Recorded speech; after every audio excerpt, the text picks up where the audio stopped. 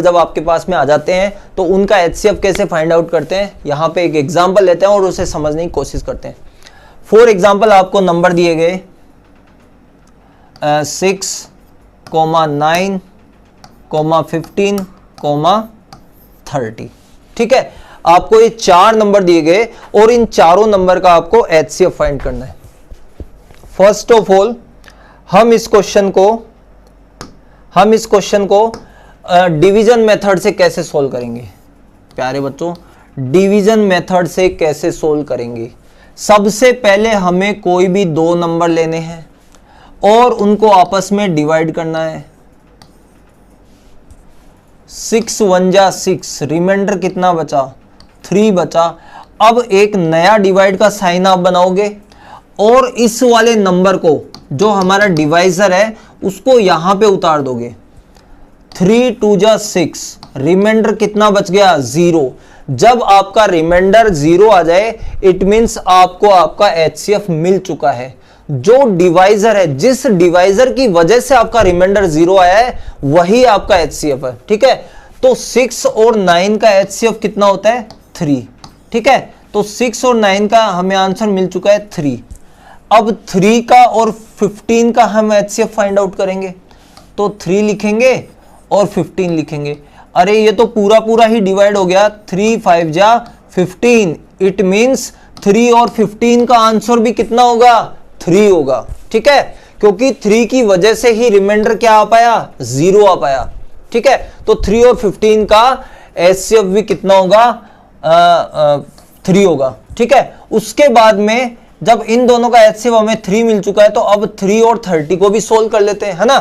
तो 3 को डिवाइड करेंगे 30 से और यहां पे हमने देखा कि ये भी पूरा पूरा डिवाइड हो चुका है, यानी रिमाइंडर हमें 0 मिल चुका है। लेकिन किसकी वजह से, 3 की वजह से। 3 की वजह से हमें रिमाइंडर 0 मिला है। इट मींस हमारा जो आंसर है वो 3 ही होगा।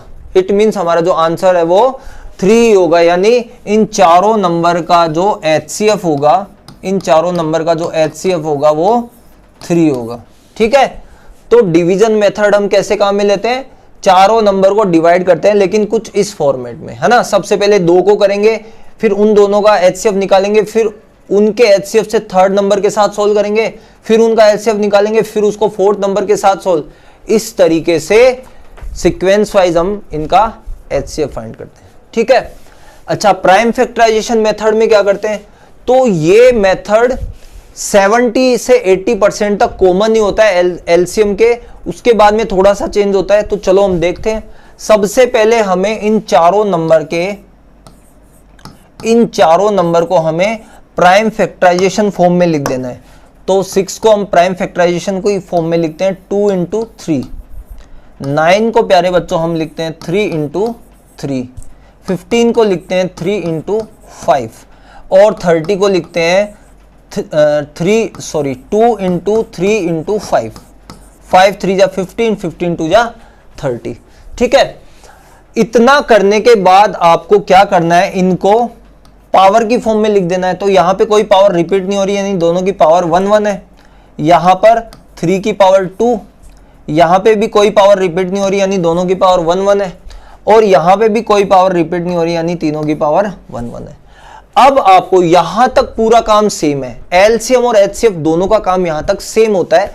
अब यहां से आपका चेंज होगा, यहां से आपको HCF कैसे निकालना है प्यारे बच्चों, यहां से आपको HCF निकालना है। जो नंबर सभी में कॉमन आता है सिर्फ वो ही नंबर लेना है और उसकी भी सबसे छोटी पावर लेनी है और वो ही आपका आंसर होगा, ठीक है। मैंने क्या बोला, मैंने ये बोला कि जो नंबर सभी में कॉमन आ रहा है उसकी लोएस्ट पावर आपको लेनी है। तो इन सभी में हमें 3 कॉमन दिखाई दे रहा है, 3 जो है वो सभी में कॉमन दिखाई दे रहा है और 3 की भी सबसे छोटी पावर है 3 टू दी पावर 1, जिसकी वैल्यू 3 ही होती है। तो हमारा आंसर क्या हो जाएगा, 3 ही हो जाएगा, ठीक है। तो आई होप आपको प्राइम फैक्टराइजेशन और डिवीजन मेथड समझ में आए होंगे, है ना। एक एग्जांपल और लेते हैं और उसके थ्रू हम HCF फाइंड आउट करते हैं। फाइंड द HCF ऑफ 5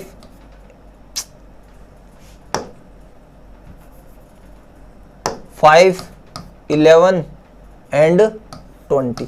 ठीक है, इन 3 नंबर्स का हम HCF कैसे फाइंड करेंगे? सबसे पहले बात कर लेते हैं हम डिवीजन मेथड की। डिवीजन मेथड से कैसे करेंगे?